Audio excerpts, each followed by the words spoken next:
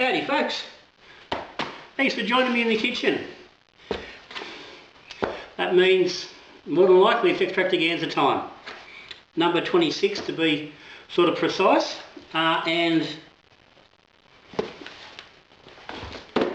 got the box here. So we're on a little bit of a slight twist to the normal Extractaganza run. This is actually a Cooper's Recipe of the Month. Now these are the packs they do through the do-it-yourself brew page. I'll put a link down the bottom if you're following Extractaganza and you're unaware of the Cooper's page. I don't know what's going on, but anyway, I'll stick a link down there anyway. But each month, when you're a member, they actually send you an email to remind you that that's come out. But it is also available on their website. They drop a recipe of the month each month for kit-based beer.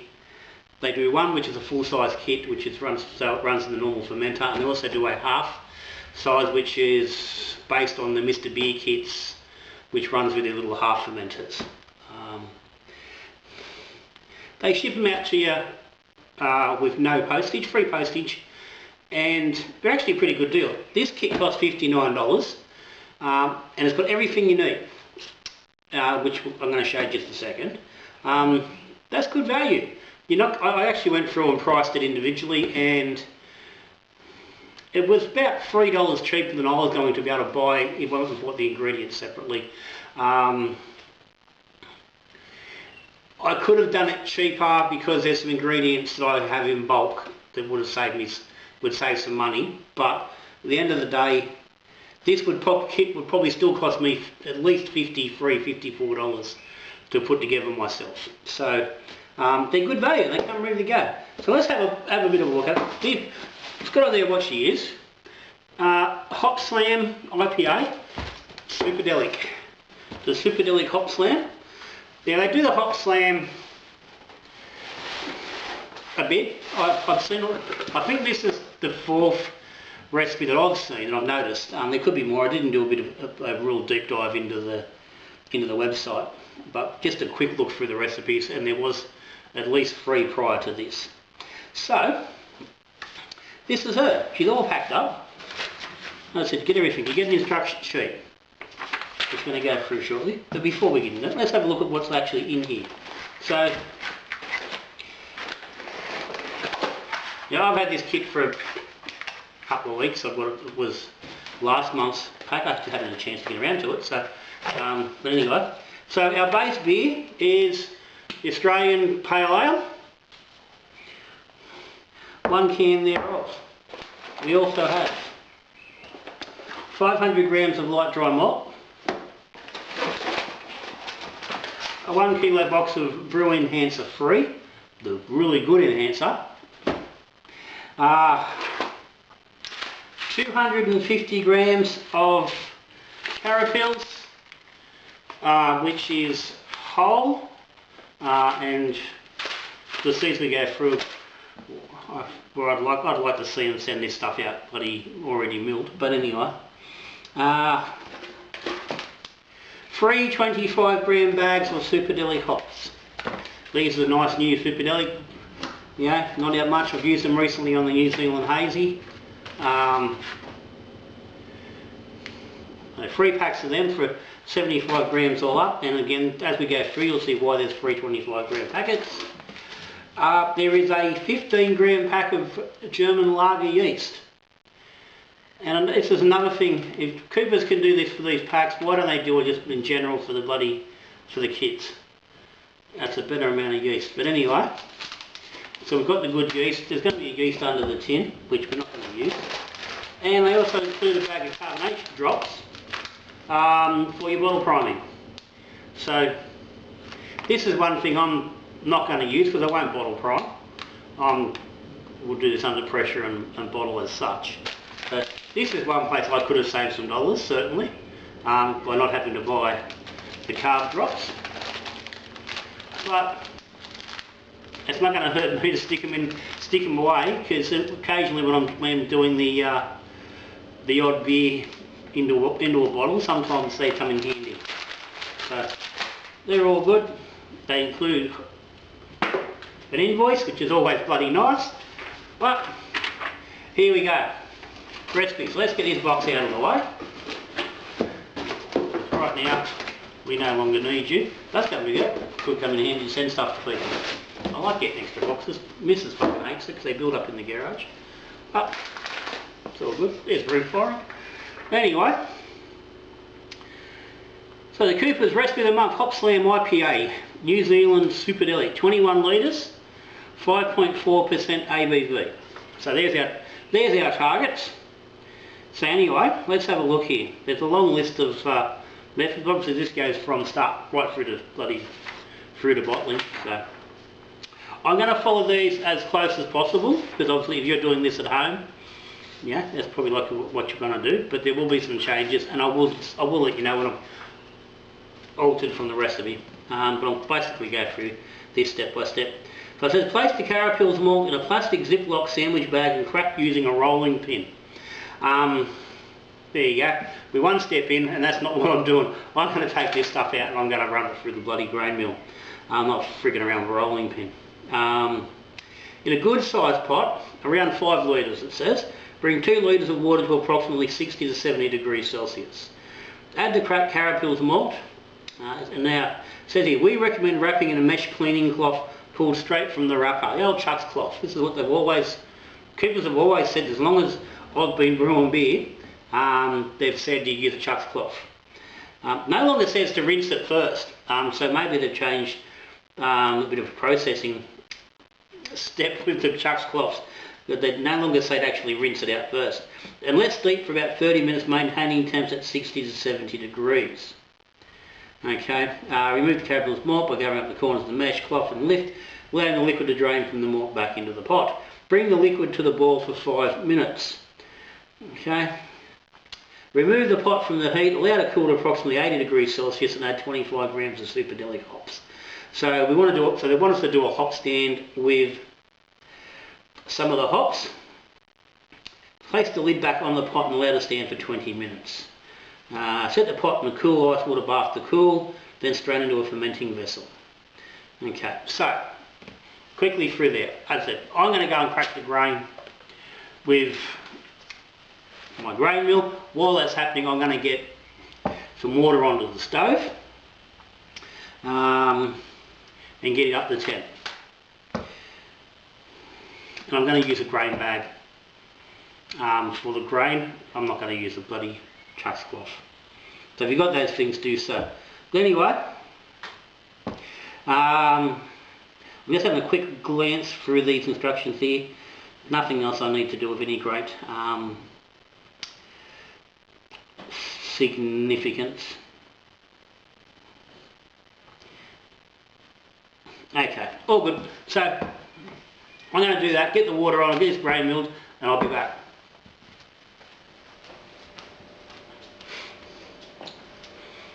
Okay, I've milled the grain. I split it into 2 smaller grain bags. I'm getting a little dusty, which I want to keep away. That's all bloody sugars. So just getting our water to the right temp.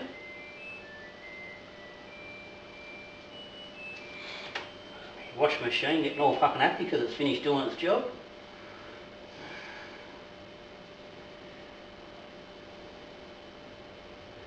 Okay, that's about 72 degrees.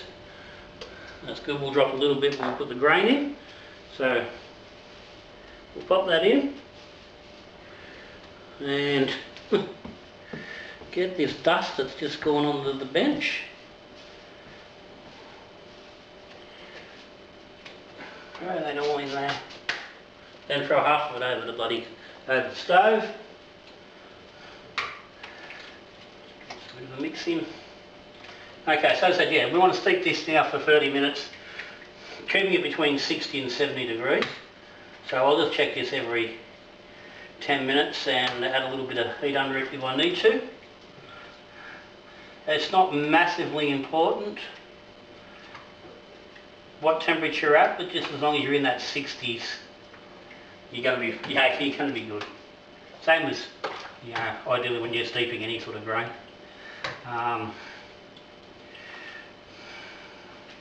It doesn't matter a huge amount when you are only steeping, but you do get the best results in the 60s. So let's go there. So we're going to let it sit that for 30 minutes. Let's start a timer. Let's look professional. While that's going on, I'm going to get the mix into the sink, into some hot water, and get it softening up. And there's our yeast, which we may just keep, and we may throw that into the boil when we get to that stage. Use it for a bit of nutrient. So anyway, be back in half an hour.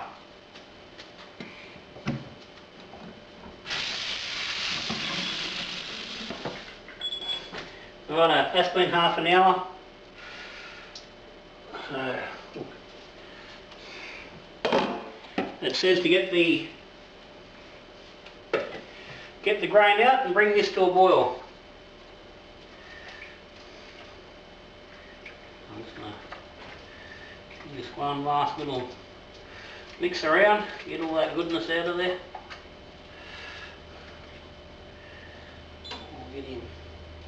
We'll get him heating up. So yeah, that's it. It says bring it to a boil and boil it for 5 minutes. Then we're going to add our hops, so we'll do that.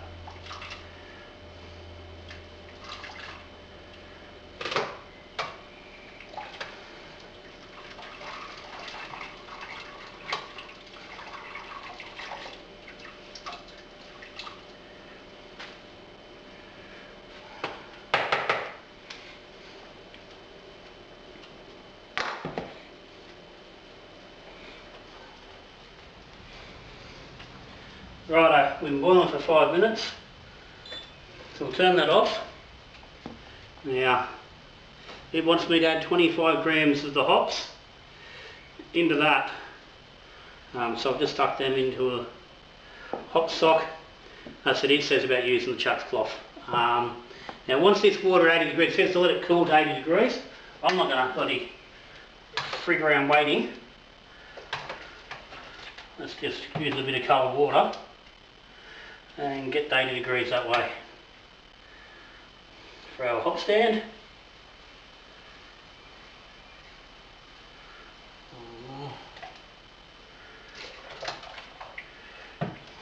If you wanted to, you wait the 20 minutes, but waste of time as far as I'm concerned. I'm here, I might as well bloody just get this happening.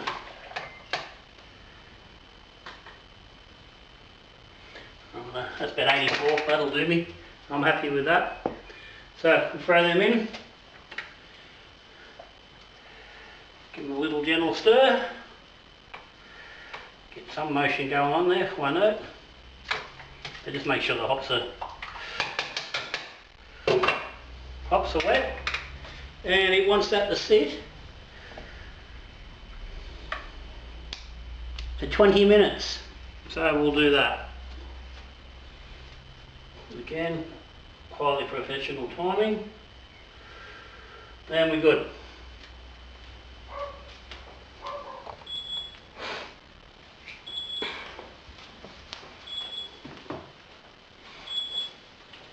Righto, that's our 20-minute hop steep, hop stand, however you want to look at it. So now it's telling us at this point to set the pot in cold ice water, like in a water bath, to cool approximately 15 minutes, then strain into a fermenter. Yeah, no, not happening. The only reason I want to cool it is to stop the bloody hop extraction. So instead of frigging around with ice baths and all that nonsense, we'll just stick enough water in there to bring the temperature down enough to stop the extraction from happening, Then we can simply use this in place of where we normally use boiling water for a tin to help us mix it up. So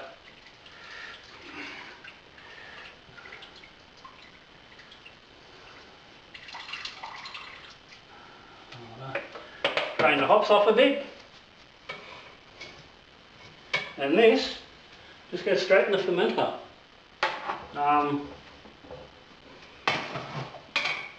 Golden rule: make sure your tap's closed. Alright, in she goes. And let me tell you, she's smelling pretty good in here. Bit of malt, bit of hot goodness. Missus would have a fit if she walked in just about now, but anyway. So, that's good. Let's drop our tin in there.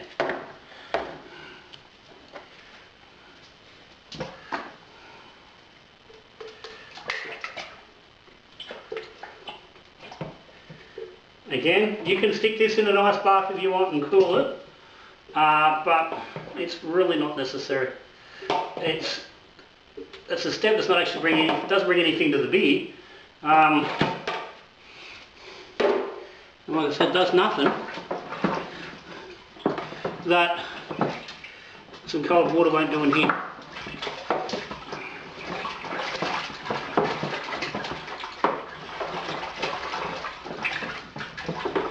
Alright, so we'll get this mixing up a bit.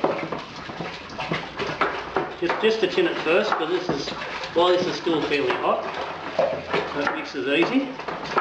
And as we all know, you add your dry malt to really, really hot water, it tends to clump up. So we don't want that. So we've got that in.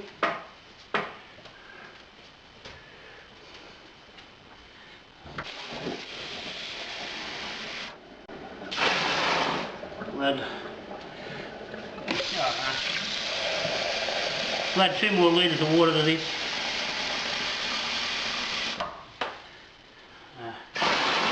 Get us somewhere down around that bloody, probably into the 50s, which is going to make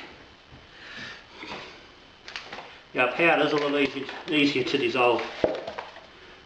The actual Cooper's instructions say after you've gone to the bloody water bath, straight to the fermenter, add the Cooper's Australian Pale Ale, brew enhancer, freeze the light dry malt to the cooled liquid in the fermenting vessel, then stir to dissolve. Hang on.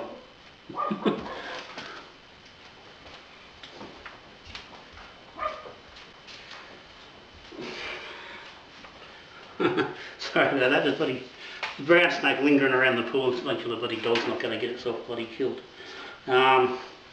He's disappeared now. Yeah, so it says don't be concerned if lumps of light dry malt persist, as they will dissolve over the course of several hours.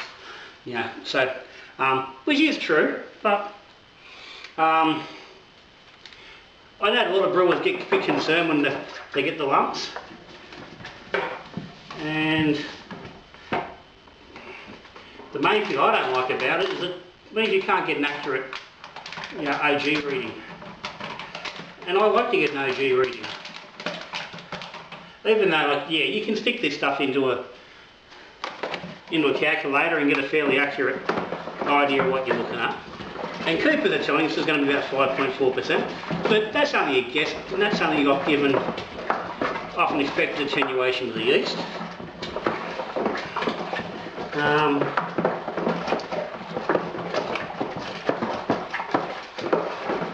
There's a few lumpy bits in there, but anyway. Get all this gear in there. So the BE3 is a mix of 500 grams of light dry malt, 250 grams of dextrose, 250 grams of maltodextrin. As it's the premium level for the Cooper's brew enhancers.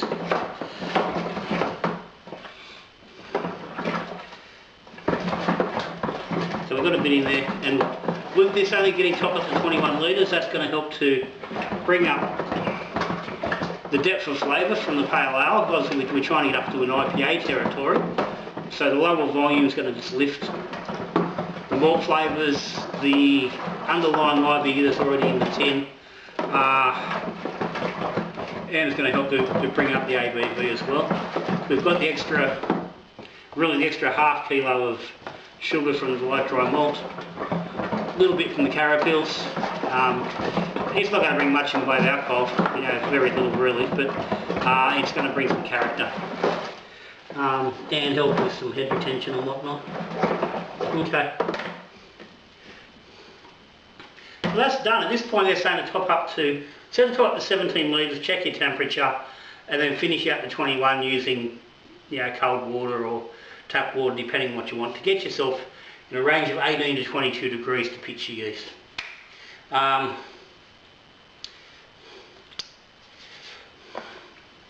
think we should be pretty good. But anyway, I'm going to roll this out to the garage. I'm going to top it up. Then I'm going to split this into 2 fermenters. I'll talk about that when I want to actually do it. So I'll see you shortly.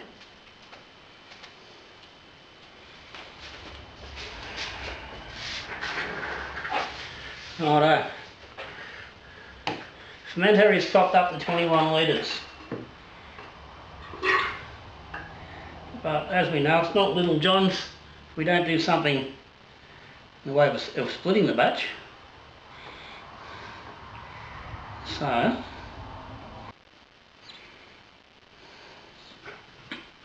splitting the batch we will. Just getting a quick sample. Okay, that tastes alright. Got a little bit of hop in there, and which of course we're going to get with the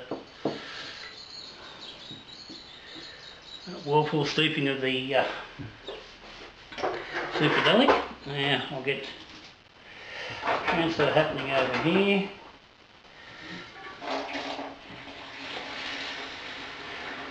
Give this a good mix, a good aeration while I was mixing. I'm dropping it into 220 litre Keg King Fermenter Juniors. So I'll drop 10.5 litres into each. And as I said, we're fermenting with that the German lager, 15 grams thereof at 18 degrees. Now, I'm not actually going to pitch all that. Now, just give me a sec here. Where are we? So we've done the blah blah blah blah. Top up the cold water to 17, stir thoroughly. Check the temperature and top up the 22 litres with warm or cool water, refrigerated if necessary, to start the brew at 18 degrees. I've got a little sticky thermometer on there which says we're at about 25, so we're a little bit warm just at the moment. That's alright. Got my fridge sitting over there, so I'll just sit these in the fridge and pitch yeast on them early this evening once they get down to temperature. That's not a problem.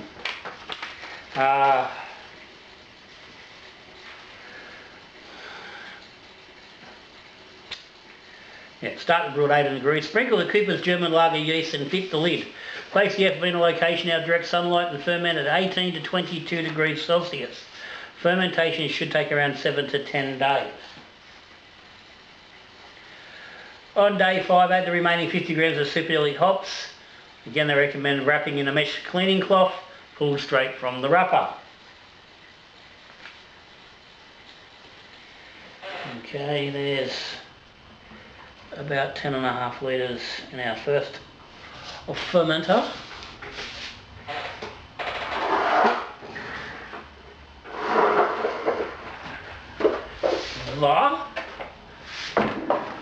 Like so, and so now you can see what it looks like. But we'll continue on there. So I said I want to split these. I've got a concern about how great this German lager yeast is going to go at 18 degrees. Now we're assuming it's an S23, which is a bit more yeast heat tolerant than most lager yeast, but it's a lager yeast. It still prefers it cooler. 18's on the higher side. Now I know there's going to be plenty of hops and whatnot in here to counteract any yeast off flavours, but I'm just a little iffy. So what I'm going to do, I'm going to pitch half of this packet into one of these. So it's the same as pitching the full pack on the whole brew. So we can see what it goes like. The other one, I'm going to pitch Mangrove Jack's M66 Hophead Ale Yeast. I use this on the Beer Monster Hazy. Seemed to go alright. I've got an extra couple of packets to try it out again. It's a suitable yeast for this type of brew. So we're going to run with that. It'll run at 18 degrees as well. So I'm going to pitch both of these into the fridge.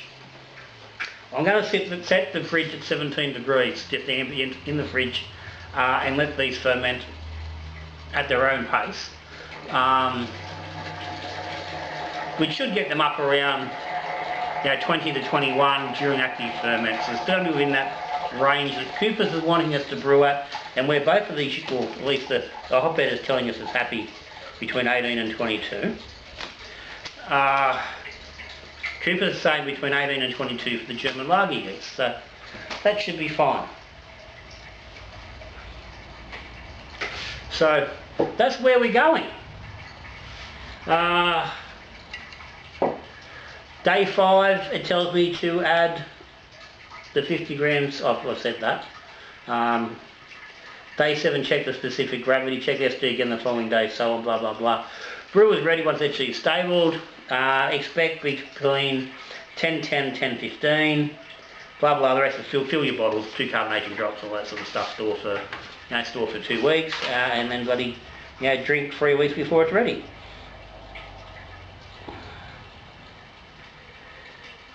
A hop-driven beer such as this is often at its best when young. Store the bottles upright in location out direct sunlight at or above 18 degrees Celsius. After at least 2 weeks, check for sufficient carbonation by squeezing the PET bottles. That's it. It's a hop-driven beer, best when it's young. When ready to drink, chill the beers upright. So 1054 is our starting gravity, which is around where I would have expected to be for a 5.4% ABV. Now again, they're saying 5.4 based on being bottle primed. So depending on the attenuation on this may even finish out at closer to 5% fermented under pressure, depending on how the attenuation goes. We will see. We will see. It's going to be in a nice enough range. Anyway, so as I said, yes, this is showing 25 as well. Just a tad too warm to pitch. So I'll get these into the fridge. Couple of hours, pitch yeast. 5 days from now, which works out really well because that makes it next Wednesday. Next Wednesday next Tuesday I've got to go down the coast. So I'll be dry hopping on Tuesday. Where are we? It's Friday, so Saturday, Sunday, Monday, Tuesday, Tuesday day 4, close enough. I will dry hop day 4. So I'll split just 25 grams of superdelic will go into each fermenter. I may even add some extra hop into this fella, into the hophead version. Now obviously leave the base as it is exactly per the recipe. But this second half, just so I don't have 20 litres of the same thing, I might drop some extra hops in there as well, just to give it a little bit extra and a little bit, just a slightly different flavour. See how that goes. But we'll talk about that come tasting day. which is going to be fairly soon. So I'll see you shortly. Righto folks, time to taste these boys, see how we've gone. So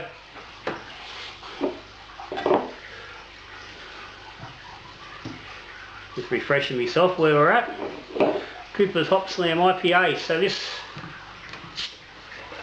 bottle is pretty much brewed as per the recipe, and using the German lager yeast that was supplied with the kit.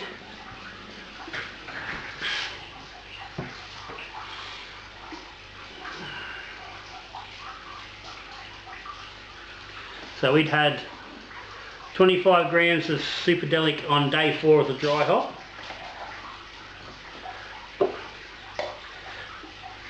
This fella, which we've added a little extra to, had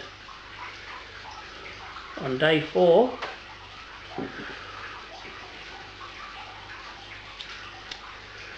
the 25 grams of Superdelic plus 25 of Nectaron and 25 of Rawaka. Both were cold crushed on day 10 for 4 days, and they were bottled. So bottled on the 17th of November, so it's the 15th of December, let's call that a month. Certainly close enough. And this fella used hophead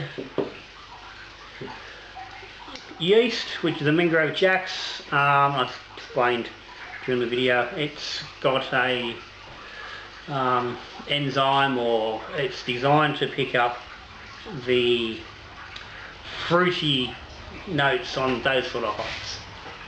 So there's clearly a visual difference here.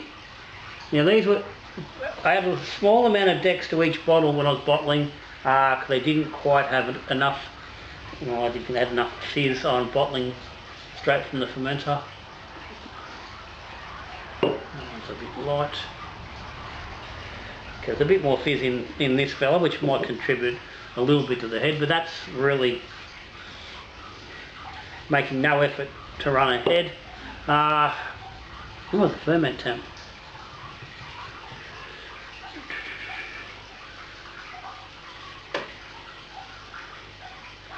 17 degrees was the ambient temp in the fridge. So these probably would have sat like at around 19-20 degrees during the height of the ferment, and then would have come back down around that 17 degrees.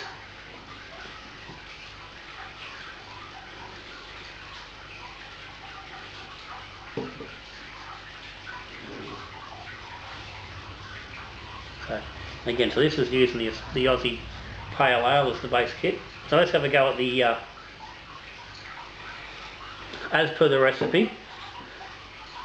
And I said at the time I was very concerned about that German lager yeast and the recommendations for the temperature. Just confirming with the instructions here.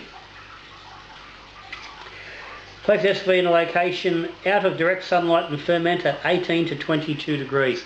So that's very much exactly where we fermented. Fermentation should take around 7 to 10 days. As I said, we cold crashed on day 10, so that's pretty much right, and it may have been done a day or two before that.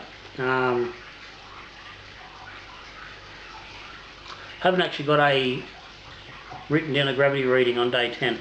Anyway, original gravity was 1054, both finished at 1014, which I found a little bit interesting, because I really didn't think we'd get the same out of both yeast, but we did. So that works out at 1054, 1014. So only about 70, maybe 74% attenuation. So not superb attenuation out of either yeast. But again, not such a concern there. Certainly the lager yeast I would have expected a little more than that.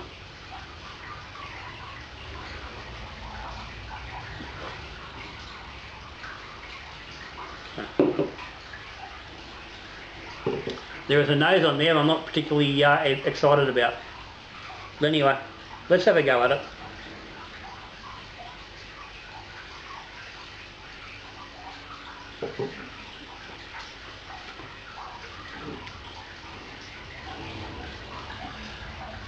Okay, there's nice carbonation in the mouth. It's soft and creamy. Bloody dog's on the snake hunt today. Haven't really seen any around, but she seems to be hunting in two different places in the yard, which is absolutely wonderful. But anyway, yeah, so that was gassier in the mouth and a bit creamier than I was expecting.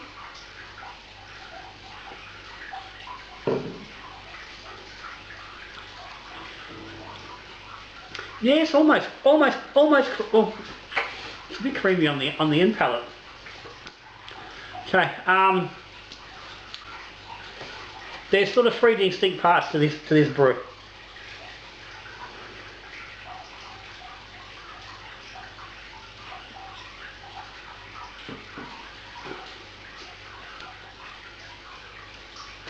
Starts off with some nice sweet malt, and it picks up just a little bit of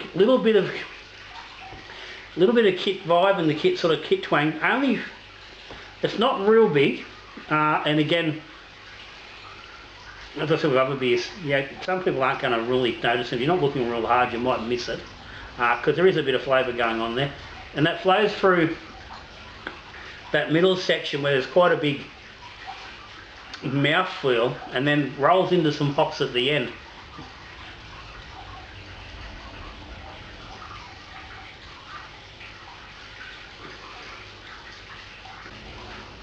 There's a nice fruity roll on the end. There's a soft little bit of mango right, yeah, sort of mango-y hint of honeydew right on the very end, palate. It's the last thing you sort of get, and it sort of holds onto the mouth a little bit. That soft, creamy sort of note is coming through all the way, right through.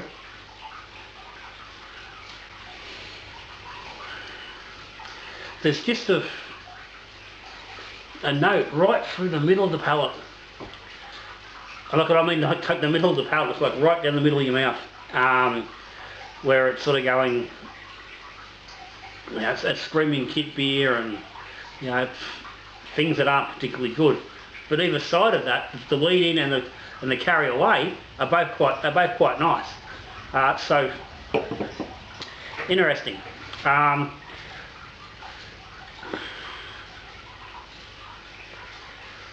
don't think that there's not really enough of the superdelic there to get a real good vibe on where it's sitting. And this is annoying me because this is the second beer now where I've had rum the superdelic and haven't really got a chance to have a good look at what it does on its own. And I split the batch and it's only 25 in there, but that is only in half a batch. So this has the hop rate of the intended recipe. So anyway, let's go over here. Yes, slightly souped up hop slam IPA. Now, just touching on ABV 5.4%, and it says on the recipe 5.4 was the target.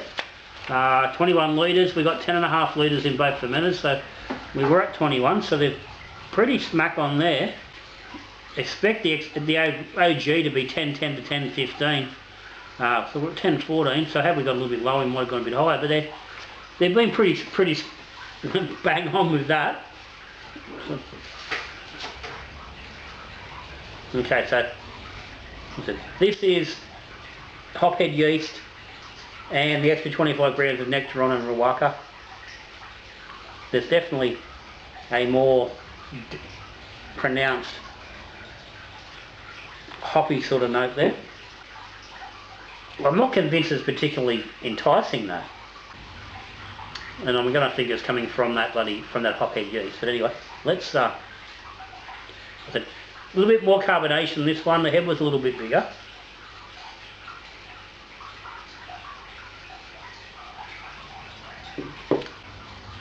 Okay, that's got that same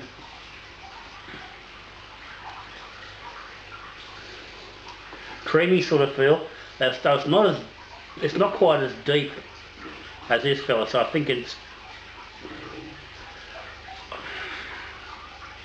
the combination of the yeast and the bit of kit twang is contributing somewhat to making that a little bit bigger.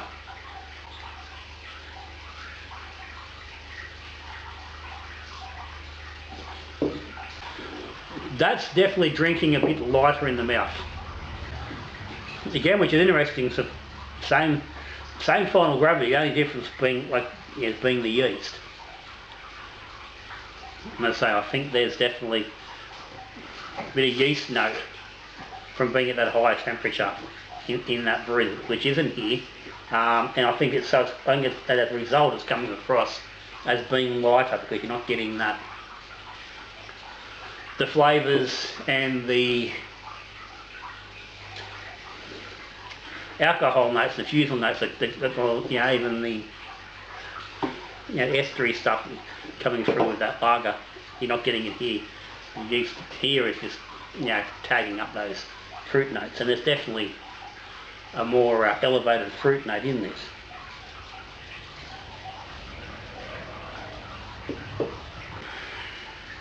It's got more flavour, but there's still something just not quite sitting right with it. And again, I think underneath there's that kitty stuff is sitting underneath. It's not as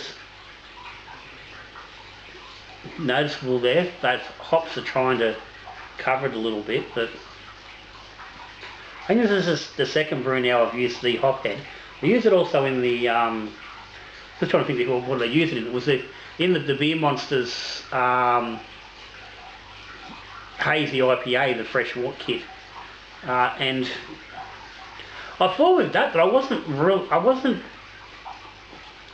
sure whether the yeast was part of it, but I wasn't super impressed with the way the hop flavours were coming across, and I'm getting the same effect with this.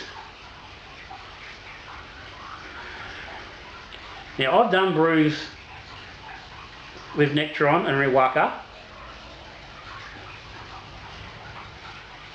and this certainly isn't the note that I would expect to get from those hops.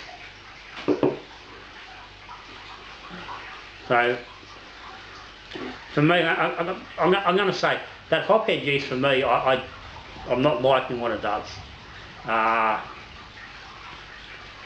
get what it's trying to do, what it's designed to do, but for me it doesn't work. I'd much rather the flavours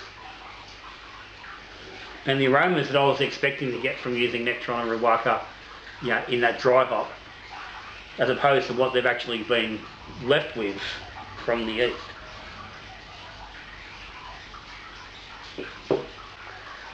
There's just something in there that's just, for me, it's not really enjoyable. It's holding both beers down.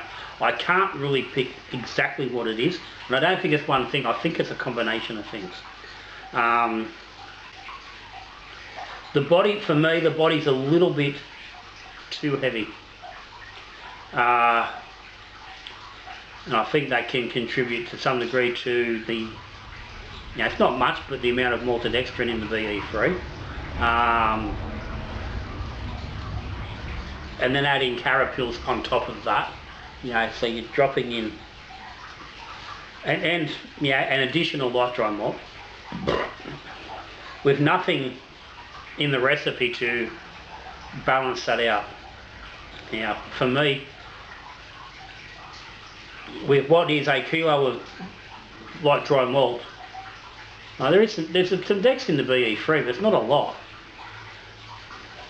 But for me, it feels like it needs a little bit more dextrose to keep that down. I don't think the lager yeast has worked. I think it's contributing, like I said, just flavours that aren't really there. It's an IPA. Why would you use, I just don't get, I said that originally, why you'd use a German lager yeast or any lager yeast on an IPA. That's not a cold IPA. Why you're not just going for an 05 for a BRY 97 or West Coast, something like that, to just keep it simple and let the hops play. You're bringing too much yeast character into the brew, and it's getting in the way of the hops. The hop head there hasn't worked, and I wish now I'd gone with a US 05 or something cleaner, and got a better idea. But that is the better beer out of the two. It is more drinkable. I said it's a bit lighter. It is a bit lighter in the body.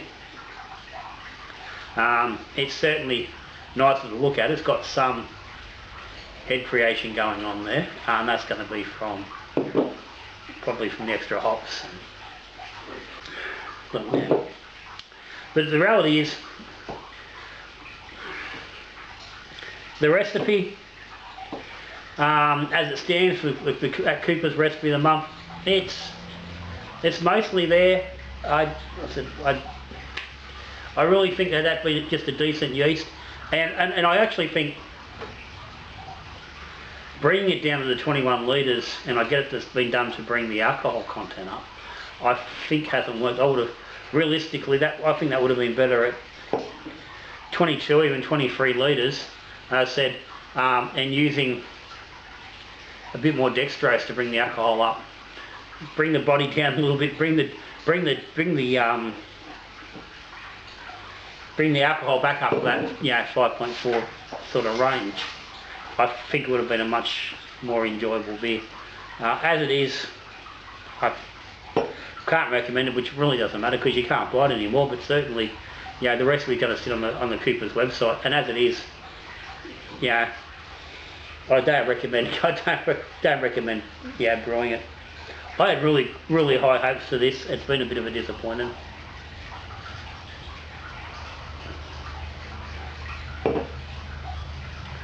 Yeah, the more I drink it, just more I'm just getting that weird note under it. I don't know, I'm just getting more and more attuned to the kick twang as I progress, because it's just becoming, but it's Cooper's. I don't know, it's just, I've started shying away from Cooper's kits, for the most part, for that very reason, because I do find them quite twangy, and this is certainly affected by the twang. But anyway, that's a Cooper's Hop Slam IPA with some Superdelic hops.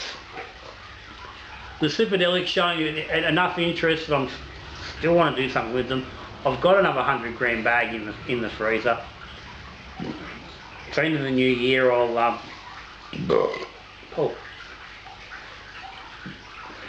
throw something together for late summer with the Superdelic and try and get a bit of a still trying to get a vibe on where they sit. They are a bit hot hop at the moment, but I don't know whether that's just purely the hop farms pushing it, or whether it's because it's a decent hop. They say you can never trust marketing. Anyway, that's where we're at. If you got any comments or any questions, stick them down the bottom. We're probably bloody dragging this out way too long. As always, big shout out to Little John's Patreons. Thumbs up, guys. As I said, because of the Patrons, I get to bloody play around with stuff and do this sort of mucking around. If you're interested in Patreon, there's a link down the bottom to Patreon. Check it out. There's prizes and bonuses and all the things that go along with it. If you're subscribed to the channel, thank you. If you aren't, hit the subscribe button down below. Ring the bell, get notified when there's a new video. If you like what's going on, give me a thumbs up. But for now, that's me, Little John, Extractaganza, number 26, completed. The next Extractaganza you will see is Brick Road Brewing, the new Muntons branding that's getting around at the moment. Most people would have seen or heard of it by now. I'm doing their red IPA. It's sitting on keg, waiting for Christmas celebrations. I will probably get a taster on that.